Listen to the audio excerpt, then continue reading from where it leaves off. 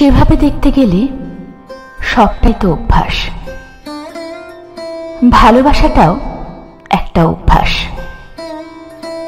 এই যে জন্ম থেকে মৃত্যু পর্যন্ত জীবনে এত মানুষ, এত টান, এত রকম ভালোবাসা, সবই তো একদিন ফুরোয়, তাই না?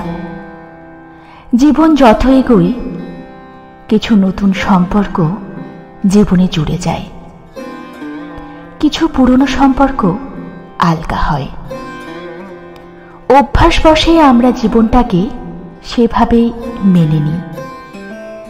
বয়স যত বাড়ে জীবনে জুড়ে থাকা মানুষগুলোর ভিড় তত কমতে থাকে ধীরে ধীরে। কষ্ট হয়, কিন্তু মেনে নিই, কারণ জীবন আমাদের অভিযোজিত হতে শেখায় প্রতিদিন।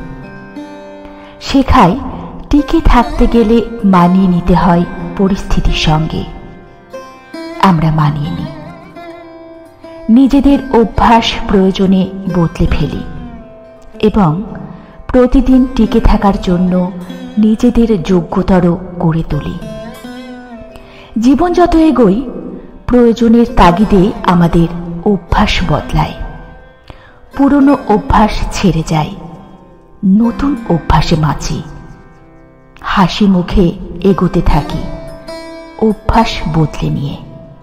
আর মনে মনে ভাবি, ভাগ্যিস বিজ্ঞান আজও সেই এক্স-রে মেশিনটা আবিষ্কার করে উঠতে পারেনি, যার নিচে দাঁড়ালেই বুকের জমে থাকা কষ্টগুলো স্পষ্ট হয়ে যেত।